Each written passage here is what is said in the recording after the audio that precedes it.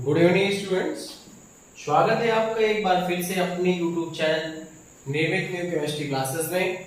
आज की क्लास में हम आपको पढ़ाने वाले हैं मैटर इन आवर सराउंडिंग्स। हमारे आसपास के जो भी मैटर होते हैं उसके बारे में हमें पढ़ाई करना है। तो सबसे पहले तो ये जानना जरूरी है कि मैटर होता क्या है, मैटर किस वस्तु का नाम है, मैटर क्या है, ये समझना जरूरी है।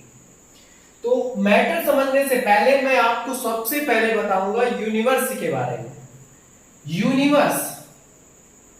यूनिवर्स बोले तो पूरा का पूरा ब्रह्मांड, हमारा जो ये पूरा बना हुआ है, जो हम क्या बोलते हैं उसको एटमॉस्फेयर बोलते हैं, जो सारी चीजें आती हैं वो यूनिवर्स पे डिपेंड होती है। अर्थात यूनिवर्स पे डिपेंड होती है। तो ये दो चीजों पे डिपेंड करता है universe. First is matter and second is energy. प्रश्न ये है कि ये मैटर होता क्या है, एनर्जी होती क्या है। और मैंने ये क्यों बोला कि यूनिवर्स हमारा मैटर और एनर्जी पे डिपेंड करता है। मैटर और एनर्जी पे डिपेंड करने का रीजन ये है कि जैसे मैं अपने शरीर की बात करूं, आपके शरीर की बात करूं, तो हमारा जो बॉडी है वो स्वयं एक यूनिवर्स है। क्योंकि हमारा जो बॉडी है वो मैटर और एनर्जी को मिलाने से बना हुआ है। कहोगे सर कैसे? पूरा बॉडी मैटर हो गया और उसके अंदर जो सोल है, आत्मा है, वो एनर्जी का कार्य कर रही है। यदि सोल आपके शरीर से चली जाए, आत्मा शरीर से चली जाए, तो क्या उस बॉडी का कोई इंपॉर्टेंस होगा? आप कहोगे सर नहीं होगा। जैसे आप लोगों ने देखा होगा कि कोई डेड बॉडी होती है, कोई घर में नहीं होता है, नहीं बचता है, खत्म हो जाता है, तो हम लोग क्या करते हैं कि उसकी बॉडी को जल्दी से जल्दी बाहर करते हैं। ऐसा क्यों? क्योंकि इस बॉडी का कोई मीन नहीं बचा, क्योंकि उसमें सोल नहीं है। तो सोल नहीं है, सोल का होना जरूरी है, एनर्जी का होना जरूरी है बॉडी के लिए। तो एक चीज क्लियर हो गई कि यूनिवर्स क्रिएट करना है, तो यूनिवर्स क्रिएट करने के लिए we need two things, matter and energy. Now we can say here matter and energy both are complement each other.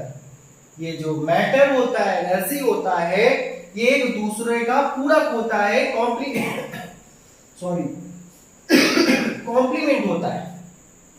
बिना एनर्जी के मैटर का कोई मीन नहीं है, बिना मैटर के एनर्जी का कोई मीन नहीं है। आप लोग देखते कहते कि कोई आत्मा खड़ी है, अरे आत्मा, ऐसे तो आत्मा किसी को दिखने वाली नहीं है। नयनम छिन्दन्ते शास्त्राणि नयनम दहति वा पावक न चैनम क्लेदयन्ते आपो न शोषयते न मारुता।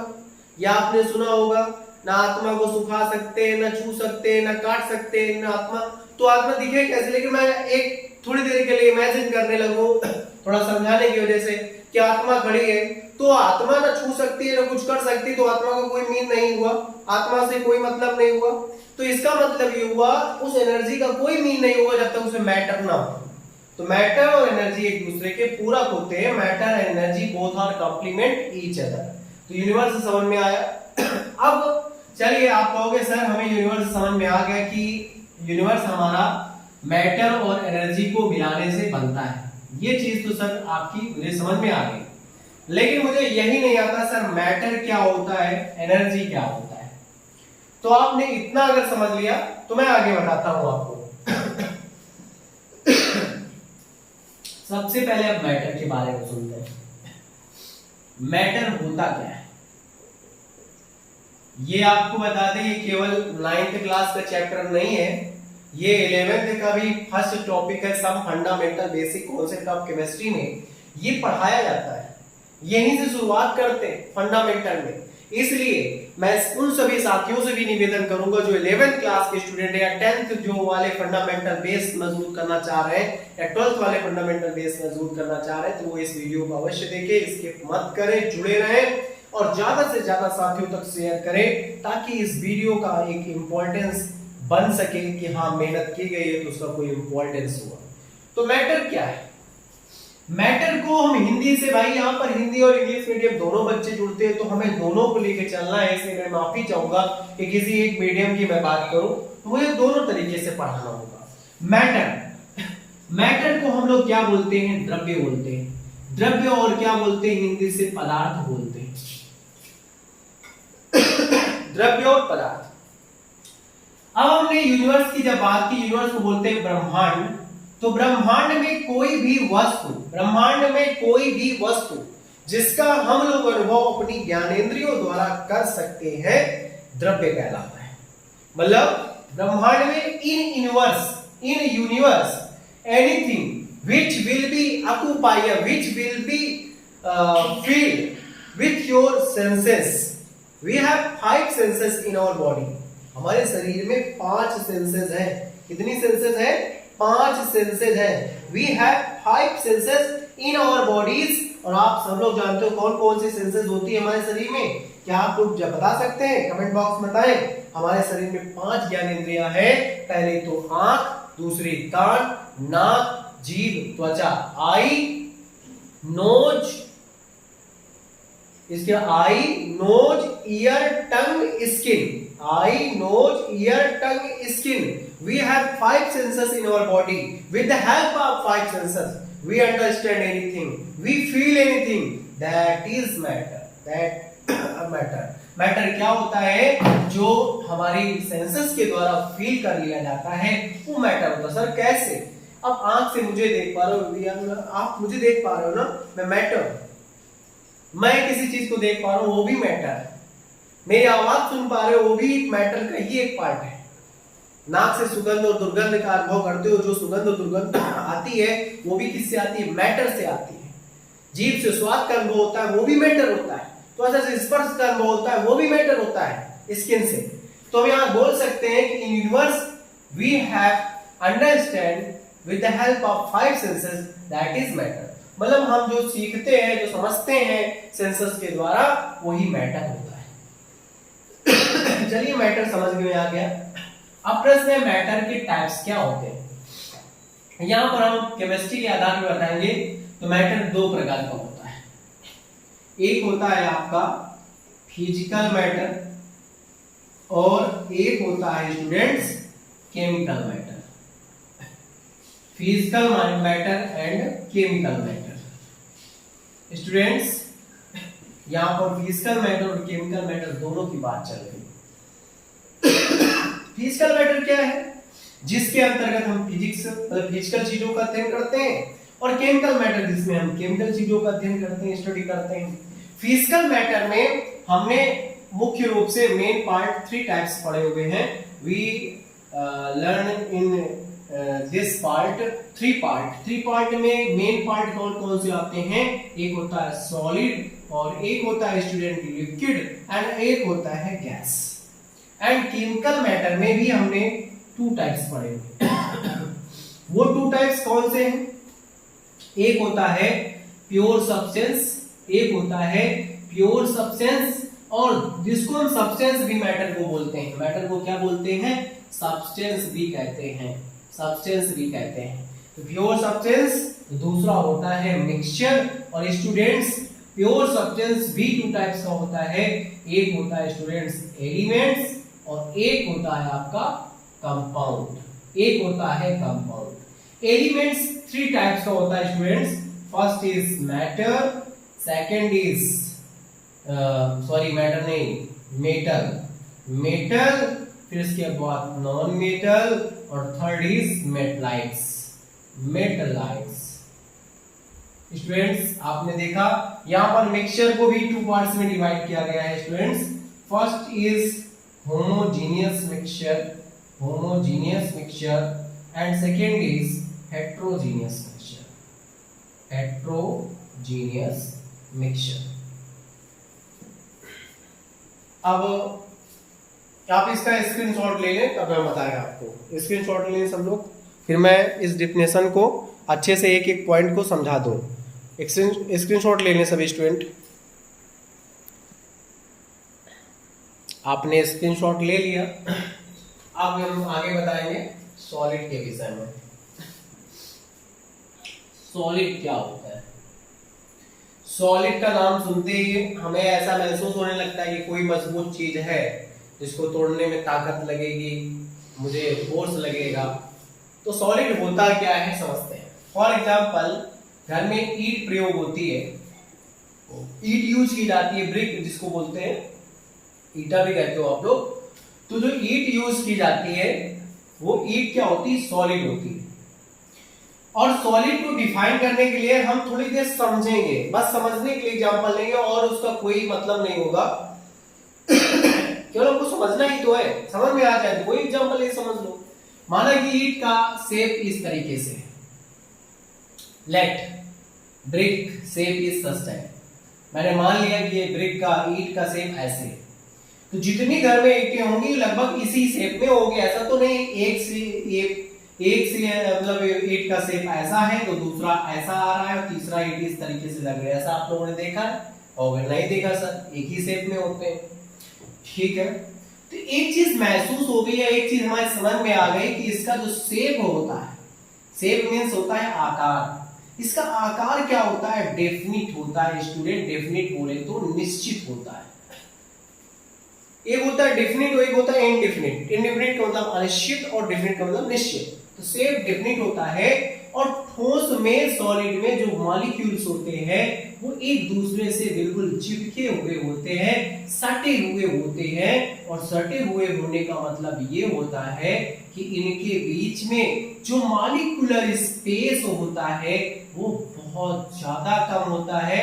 और बहुत ज्यादा कम होने से ये एक ज्यादा हिल डुल नहीं सकते, और हिल डुल नहीं सकते तो इनमें हम ये बोल सकते हैं कि जब शेप में इंटरमॉलिक्यूलर स्पेस कम है तो इसका जो वॉल्यूम है वो भी डेफिनिट हो जाएगा। या फिर आपको ऐसे नहीं समझ में आती मेरी बात की, नहीं समझ में आई तो हम आपको ऐसे भी समझा सकते हैं कि शेप में यदि एक ईंट का वजन आयतन 250 ग्राम है तो घर में जितनी ईंटें होंगी वो 250 ग्राम। ऐसा नहीं है कि एक ईंट भट्ठे से 250 ग्राम की, 250 ग्राम की आएगी और दूसरी आ रही है 500 ग्राम की, तीसरी आ रही है 1000 ग्राम की। ऐसा नहीं है, वॉल्यूम भी डेफिनेट करके बनाया गया इसको। तो हम समझने के लिए एग्जांपल ले रहे हो, कुछ नहीं है। तो इसका shape and volume both are definite and intermolecular space is क्या होता है? इंटरमॉलिक्यूलर स्पेस सबसे ज्यादा कम होता है। और जहां स्पेस कम है तो उसको तोड़ने में एनर्जी भी लगेगी, फोर्स भी ज्यादा लगेगा। तो यहां पर इंटरमॉलिक्यूलर फोर्स सबसे ज्यादा होता है। सॉलिड समझ में आ गया। अब बारी आती है लिक्विड की। अब लिक्विड क्या होता है? लिक्विड का नाम सुनते ही पानी जैसा लगा या मिल्क जैसा लगा, तो ये लिक्विड होता क्या है? फॉर एग्जाम्पल हम यहाँ पे एक एग्जाम्पल लेते हैं। हमने लिया 250 ml water, right? we are taking here 250 ml water for learning this differential liquid। हम यहाँ पर लेने जा रहे हैं 250 ml पानी इस डिफिनेशन को समझने के लिए। हमने 250 ml पानी को सबसे पहले किसमें डाला स्टूडेंट? हमने डाला उसको ग्लास में। जब हमने इसको ग्लास में डाला तो ये पानी ग्लास में जाके सेट हो गया। थोड़ी देर बाद आपका मन हो रहा है कि इस पानी को हम कटोरे में डालें, बॉयल में डालें, तो यहाँ पर भी तो सेट हो जाएगा। फिर थोड़ी देर बाद आपका मन हो रहा है कि आप एक भगोने में, बड़े बर्तन में, बड़े भगोने में डालो, तो ये पानी आके भगोने में भी सेट हो जाएगा। हाँ, नीचे थोड़ा कम मात्रा, ऊपर तक नहीं आएगा। आपका मन हो रहा है थोड़ी देर बाद में कि एक लंबी सी बोतल रखी थी, आपने कहा कि उसी 250 ml पानी को एक लंबी वाली, बड़ी 1 लीटर वाली बोतल में भर देते हैं, तो 1 लीटर वाली बोतल में आराम से सेट हो जाएगा। 250 ml तो और नीचे ही रहेगा, ठीक है। तो मैंने यहाँ पे एक चीज हम अनुभव की कि जो पानी है वो पानी उतना ही है, लेकिन ये जैसा बर्तन है वैसा आकार ले रहा है, आकार इसके चेंज हो रहे हैं लगातार, लेकिन वॉल्यूम इसका मैंने डेफिनेट पहले से ही कर दिया है। तो एक चीज क्लियर हो रही है कि वॉल्यूम जो होता है स्टूडेंट्स वो डेफिनेट होता है, जबकि शेप इसका क्या होता है? शेप क्या होता है स्टूडेंट्स? इनडेफिनिट होता है। शेप क्या होता है, इंडेफिनिट होता है। आप देख सकते हैं कि मैंने यहाँ पर बहुत सारे टाइप के एग्जांपल्स लिए और उस एग्जांपल में उस पानी को मैंने भर के देखा और पानी उसमें भर भी गया, जिससे पता चल रहा है कि इसमें आयतन तो निश्चित होता है लेकिन आकार क्या होता है, अनिश्चित होता है। तीसरी डिफिनेशन है गैस। गैस क्या होता है? हाँ, एक चीज और समझिए, जो लिक्विड होता है उसमें जो मॉलिक्यूल स्पेस होता है वो ठोस से क्या होता है, थोड़ा सा दूर दूर होते हैं, अर्थात ये हिल डुल सकते हैं, ये हिल डुल सकते हैं। तभी पानी बोतल में भरो तो इधर से इधर चली जाती है, अगर कम हुई तो हिल डुल ना पाती तो कैसे जाती। इससे पता चलता है कि ये ठोस की अपेक्षा सॉलिड की कंपैरिजन में, तुलना में ये क्या होता है, इसमें इंटरमॉलिक्यूलर स्पेस क्या होता है, थोड़ा सा ज्यादा होता है। गैस में अब हम गैस को समझ लेते हैं, इसको हम प्लेस करेंगे गैस क्या होती है। देखिए गैस का एग्जांपल हम ले लें, घर में गैस यूज कर जाती है, लिक्विफाइड पेट्रोलियम गैस, जो घर में दैनिक जीवन में यूज की जाती है। भगवान न करे आपके घर के सिलेंडर फटे और आपको दिक्कत हो। फॉर एग्जांपल आप बहुत दूर बैठे हो, देख रहे हो कि अंदर सिलेंडर फट गया, तो स्टूडेंट बस आपको ये बताना है कि ऐसा होगा, यस या नो। जब वो सिलेंडर फटेगा तो 20 ग्राम गैस नॉर्थ डायरेक्शन में जाएगी, 15 ग्राम गैस ईस्ट डायरेक्शन में जाएगी, 250 ग्राम अपर डायरेक्शन में जाएगी एंड 125 ग्राम लोअर डायरेक्शन में जाएगी। क्या कंपनी वाले ये लिख के भेजते हैं कि जब तुम फटना तो क्या फटने के बाद में इतने इतने ग्राम आपको यहाँ जाना है? ऐसा नहीं है ना, आप अच्छी तरीके समझ रहे हैं कि ऐसा नहीं पॉसिबल है। कोई ग्राम मतलब कोई इसका क्वांटिटी, कोई इसका वॉल्यूम डेफिनेट नहीं है कि फटने के बाद में इतना इतना जाएगा। तो वॉल्यूम क्या हुआ इसका, इनडेफिनिट। वॉल्यूम क्या हुआ, इनडेफिनिट। और इसमें ये भी है कि जब फटेगा तो देख रहे हैं पहले छल्ला बनते हुए निकल रहे, रिंग बनते हुए निकल रहे, फिर देख सर्किल बनना है, फिर रेक्टेंगल बनना है, फिर ट्रायंगल बनना है, त्रिभुज बनना है, वर्ग बनना है, आयत बनना है। फटने में देख रहे हैं थोड़ी देर में ऐसा हो रहा है, ऐसा भी नहीं, कोई आकार नहीं बनने वाला। तो इससे ये चीज क्लियर हो जाएगी कि इसका शेप भी क्या होगा, इनडेफिनिट। यहाँ पर एक चीज क्लियर हो गई कि जो गैस होती है, गैस में volume and shape both are indefinite and intermolecular space is so large. इतना हो ज्यादा होता है कि इसमें जो मॉलिक्यूल्स होते हैं दूर दूर तक फैले होते हैं, और जो फोर्स होता है कम होता है, क्योंकि स्पेस कम है, स्पेस ज्यादा है, फोर्स कम है। यहाँ पर गैस क्लियर हो गई। अब हम आते हैं प्योर सब्सटेंसेस की तरफ, या फिर हम केमिकल सब्सटेंसेस की तरफ, जिसमें केमिस्ट्री के बारे में। सबसे पहले हम प्योर सब्सटेंस के बारे में पढ़ते हैं। प्योर सब्सटेंस होता क्या है, शुद्ध पदार्थ होते क्या है? शुद्ध पदार्थ वे पदार्थ होते हैं जिनमें उस घटक के अलावा कोई दूसरा घटक नहीं होता जिसका हम स्टडी कर रहे होते हैं। सर ये क्या बता दिया? अरे भाई, अगर हम गाय के घी की बात करें, काऊ के घी की बात करें, तो उसमें काऊ का घी होना चाहिए, ना कि उसमें बफेलो या गोट का, तभी वो शुद्ध होगा, नहीं तो अशुद्ध हो जाएगा। समझ पा रहे हो ना? तो उसमें उस कंपोनेंट के अलावा कोई दूसरा कंपोनेंट नहीं होता जिसका हम स्टडी कर रहे होते हैं, वही प्योर सब्सटेंस होता है। और प्योर सब्सटेंस में दो बातें रखी गई हैं, first is element and second is compound. Element is also is pure substance and compound is also a pure substance. Element क्या होता है? Element में for example hydrogen, helium, lithium, beryllium, we cannot break it by physical and chemical method. And compound की बात करें, H2 is a compound. H2 is a compound. Why H2 is a compound? Because compound जो होता है वो 2 और more than 2 elements को मिलाने से बनता है।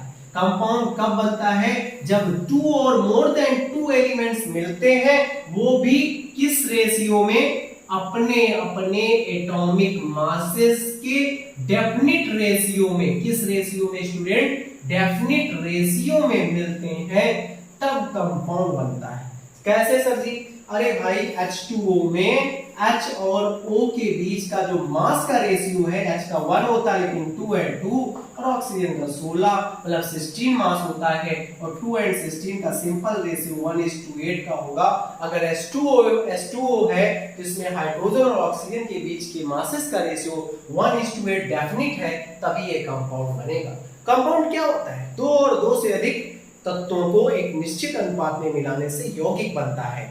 2 or more than 2 elements and will be combined in definite ratio, then it will be create compound. For example, H2O, you look here, आप देख सकते हैं यहाँ पे हाइड्रोजन एंड ऑक्सीजन के एटॉमिक मासेस के बीच में 1:8 का रेशियो है।